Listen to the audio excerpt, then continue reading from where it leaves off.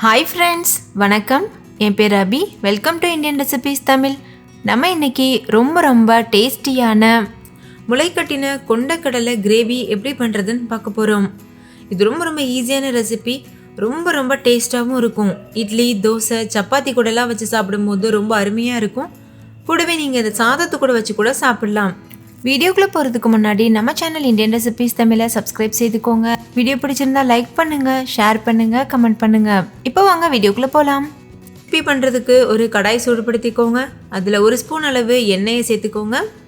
எண்ணெய் சூடானதும் 2 ஸ்பூன் அளவு மல்லி, அதாவது 2 டீஸ்பூன், 1 டீஸ்பூன் சீரகம், 1 டீஸ்பூன் சோம்பு, 1 டீஸ்பூன் மிளகு, 4-5 கிராம்பு, 2 நட்சத்திர சோம்பு, 3 ஏலக்காய், 2 பட்டை, இது எல்லாத்தையும் சேர்த்துட்டு நல்லா வறுத்துக்கோங்க.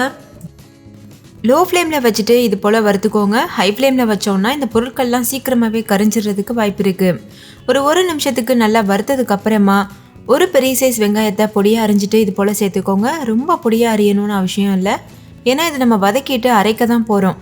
அதனால் 1-2 இருந்தால் கூட பிரச்சனை இல்லை. இதையும் நல்லா வதக்கிக்கோங்க. கூடவே கொஞ்சம் போல் புதினா இலைகள் சேர்த்துக்கோங்க. கொஞ்சம் போல் கொத்தமல்லி இலைகள் சேர்த்துக்கோங்க. ஒரு கைப்பிடி அளவு 2 நான் சேர்த்துருக்கேன். சேர்த்துட்டு நல்லா வதக்கிக்கோங்க. இதெல்லாம் நல்லா வதங்கினதுக்கு அப்புறமா ஒரு பெரிய சைஸ் தக்காளியை இது போல் கட் பண்ணிவிட்டு சேர்த்துக்கோங்க. சேர்த்துட்டு இதையும் ஒரு தடவை நல்லா வதக்கி விடுங்க. தக்காளி ஓரளவு வதங்கினதுக்கு அப்புறமா 2 சில் தேங்காய் சேர்த்துக்கோங்க. தேங்காயை நான் அப்படியே சில்லாவே சேர்த்துருக்கேன். உங்களுக்கு விருப்பம் இருந்தால் நீங்கள் சின்னதாக கட் பண்ணிவிட்டு கூட சேர்த்துக்கிறலாம். சேர்த்துட்டு லோ ஃப்ளேம்லேயே வச்சு நல்லா இது போல் வதக்கிக்கோங்க. இது முழுமையாக வதங்கினதுக்கப்புறமா ஸ்டவ் ஆஃப் பண்ணிவிட்டு இதை நல்லா ஆற விட்டுருங்க. இப்போ நான் ஸ்டவ் ஆஃப் பண்ணிவிட்டேன். இது நல்லா ஆறினதுக்கு அப்புறமா ஒரு மிக்சி ஜாரில் போட்டு தேவையான அளவு தண்ணி சேர்த்து அரைச்சிக்கோங்க. அரைச்ச விழுதை ஒரு ஓரமாக வச்சுட்டு ஒரு குக்கர் சூடுபடுத்திக்கோங்க. அதில் 1 டேபிள் ஸ்பூன் அளவு எண்ணெய் சேர்த்துக்கோங்க. எண்ணெய் சூடானதும் கொஞ்சம் போல் கடுகு சேர்த்துக்கோங்க. கடுகு நல்லா பொரியட்டும். நான் தேங்காய் எண்ணெய் சேர்த்துருக்கேன். உங்களுக்கு விருப்பமான எண்ணெய் நீங்கள் சேர்த்துக்கிறலாம். கடுகு நல்லா பொரிஞ்சதுக்கு அப்புறமா கூடவே கொஞ்சம் போல் சீரகம் சேர்த்துக்கோங்க. சேர்த்துட்டு இது நல்லா கலந்துக்கோங்க. தாளிதம் நல்லா பொரிஞ்சதுக்கு அப்புறமா இதில் சின்ன வெங்காயம் சேர்த்துக்கோங்க. நான் ஒரு 15 சின்ன வெங்காயத்தை நீள்வாக்கில் அரிஞ்சிட்டு சேர்த்துருக்கேன். உங்களுக்கு விருப்பம் இருந்ததுன்னா நீங்கள் பெரிய வெங்காயம் கூட சேர்த்துக்கிறலாம். சின்னதாக நறுக்கிட்டு சேர்த்துக்கோங்க பெரிய வெங்காயம் சேர்க்குறதா இருந்தால். இந்த குழம்புக்கு சின்ன வெங்காயம் சேர்த்து பண்ணோன்னா ரொம்ப சுவையாக இருக்கும். நம்ம நார்மல் கறி குழம்புலாம் வைப்போம்ல, அந்த மாதிரி இருக்கும். இப்போ கொஞ்சம் போல் உப்பு சேர்த்துட்டு நல்லா இதை வதக்கிக்கோங்க. உப்பு சேர்த்து வதக்கணுன்னா வெங்காயம் சீக்கிரமாகவே வதங்கிடும். கூடவே கொஞ்சம் போல் புதினா இலைகள் சேர்த்துக்கோங்க. கொஞ்சம் போல் கொத்தமல்லி இலைகள் சேர்த்துக்கோங்க. சேர்த்துட்டு ஒரு தடவை வதக்கிக்கோங்க. புதினா கொத்தமல்லி சேர்க்கறதுனால நல்ல ஒரு ஃப்ளேவர் கொடுக்கும், நல்ல கமகமன்னு மணக்கும். இப்போ இதில் இஞ்சி பூண்டு விழுது சேர்க்கணும். ஃப்ரெஷ்ஷாக அரைச்ச விழுது சேர்த்துக்கோங்க. அப்போ தான் சுவை ரொம்ப சூப்பராக இருக்கும். நான் ஒரு 2 டேபிள் ஸ்பூன் அளவு இஞ்சி பூண்டு விழுது சேர்த்துருக்கேன். சேர்த்துட்டு இதை நல்லா வதக்கிக்கோங்க. இஞ்சி பூண்டோட பச்சை வாசனை போகிறது வரைக்கும் மீடியம் ஃப்ளேமில் வச்சு நல்லா வதக்கிக்கோங்க. இஞ்சி பூண்டு பச்சை வாசனை போனதுக்கு அப்புறமா முளைக்கட்டின சுண்டல் நான் சேர்க்குறேன். நீங்கள் நார்மலாக ஊற வச்ச சுண்டல் கூட சேர்த்துக்கிறலாம்.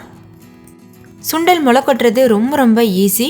அதை ஓவர் நைட் நல்லா ஊற வச்சுட்டு அதுக்கப்புறமா இது போல் ஒரு சன்னியில் வடிச்சிட்டு அந்த சன்னியிலையே அப்படியே மூடி வச்சிட்டிங்கன்னா ஒரு நாள்லையே இது நல்லா முளை விட்டு வந்துடும். நல்லா சூடான பகுதியில் வச்சிங்கன்னா தான் சீக்கிரமாக முளைக்கட்டி வரும். வின்டர் சீசனில் கொஞ்சம் ஒரு 2 நாள் அந்த மாதிரி பிடிக்கும் முளை கட்டுறதுக்கு. இப்போ இதை ஒரு தடவை நல்லா வதக்கினதுக்கு அப்புறமா நம்ம ஏற்கனவே அரைச்சி வச்சுருக்கோம்ல விழுது, அதை சேர்த்துக்கோங்க. சேர்த்துட்டு இதை நல்லா மிக்ஸ் பண்ணிக்கோங்க. நம்ம இந்த அரைச்ச விழுது சேர்த்து பண்ணுறதுனால இந்த குழம்பு ரொம்ப டேஸ்ட்டாக இருக்கும். அந்த கிரேவியோட கன்சிஸ்டன்சியும் ரொம்ப அருமையாக இருக்கும். இப்போது குக்கரில் கொஞ்சம் போல் தண்ணி சேர்த்து அலசிட்டு அதையும் சேர்த்துருக்கேன். சேர்த்துட்டு இதையும் நல்லா மிக்ஸ் பண்ணிக்கோங்க. நீங்கள் இந்த ரெசிப்பியை சாதம், சப்பாத்தி கூடலாம் வச்சு சாப்பிட ரொம்ப அட்டகாசமாக இருக்கும். இது ரொம்ப சத்தானதும் கூட. இப்போ 1 டீஸ்பூன் அளவுக்கு மிளகாத்தூள் சேர்த்துக்கோங்க. 2 டீஸ்பூன் அளவுக்கு மல்லித்தூள் சேர்த்துக்கோங்க. இது வீட்டில் அரைச்ச மல்லித்தூள், நம்ம குழம்புக்கெலாம் யூஸ் பண்ணுவோம்ல அது. சேர்த்ததுக்கப்புறமா இது நல்லா மிக்ஸ் பண்ணிக்கோங்க. இதில் கரம் மசாலாலாம் சேர்க்க தேவையில்லை, ஏன்னா நம்ம அரைச்ச விழுதுலையே எல்லா மசாலாவும் இருக்குது. இப்போ இதை நல்லா மிக்ஸ் பண்ணிவிட்டு தேவையான அளவு தண்ணி சேர்த்துட்டு நல்லா மிக்ஸ் பண்ணிக்கோங்க. உங்களுக்கு எந்த அளவு கன்சிஸ்டன்சி வேணுமோ குழம்பு அந்த அளவுக்கு நீங்கள் தண்ணி சேர்த்து மிக்ஸ் பண்ணிக்கணும். மிக்ஸ் பண்ணிவிட்டு மூடி போட்டு மூடிட்டு விசில் வச்சுட்டு ஒரு 5 விசில் விட்டிங்கன்னா கரெக்டாக இருக்கும். இந்த கொண்டக்கடலை நல்லா மசிஞ்சு வெந்து வரணும். அப்போ தான் இந்த குழம்பு நல்லா டேஸ்ட்டாக இருக்கும். உங்களுக்கு முளைக்கட்டின பயிர் பண்ண தெரியலை அப்படின்னா நீங்கள் கமெண்ட்டில் கேளுங்க. நான் அது ஒரு தனி வீடியோவை அப்லோட் பண்ணுறேன். நீங்கள் முளைக்கட்டின பயிருக்கு பதிலாக நார்மலாக ஊற வச்ச எந்த பயிர் வேணாலும் சேர்த்து பண்ணலாம். இப்போ குக்கரை நல்லா மூடிட்டு விசில் போட்டாச்சு. இப்போ இது ஒரு 5 விசில் வரட்டும்.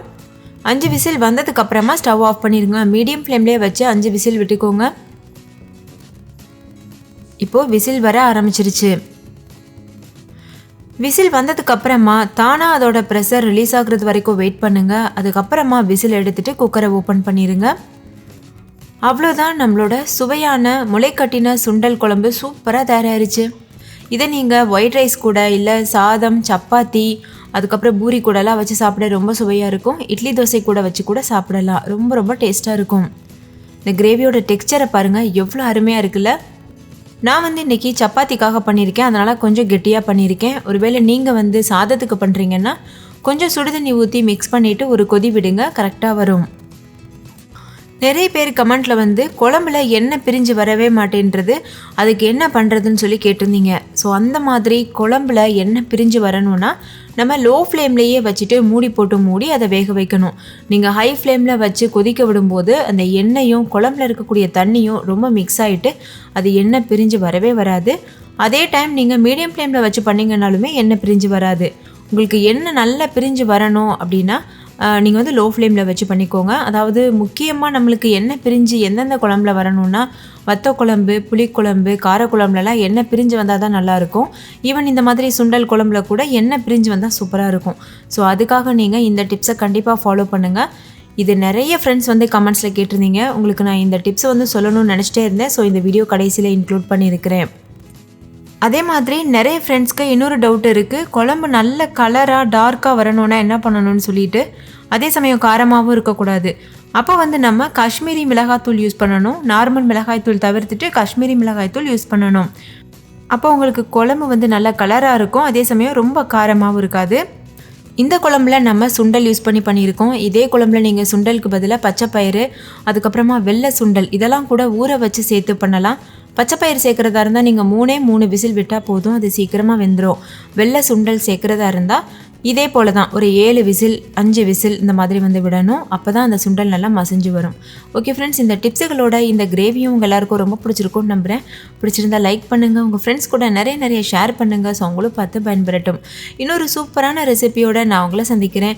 அதுக்கு முன்னாடி நம்ம சேனல் இந்தியன் ரெசிபிஸ் தமிழை சப்ஸ்கிரைப் செய்யாத நண்பர்கள் சப்ஸ்கிரைப் செய்துக்கோங்க. பக்கத்தில் இருக்க பெல் சிம்பலையும் கிளிக் பண்ணிக்கோங்க. கூடவே இருக்க ஆல் என்ற ஆப்ஷனையும் கிளிக் பண்ணி சேவ் பண்ணிக்கோங்க. அப்போ தான் நான் தினம் அப்லோட் பண்ணுற புத்தம்புது ரெசிபீஸை நீங்கள் மிஸ் பண்ணாமல் பார்க்க முடியும். ஓகே ஃப்ரெண்ட்ஸ், தேங்க்யூ, பாய்.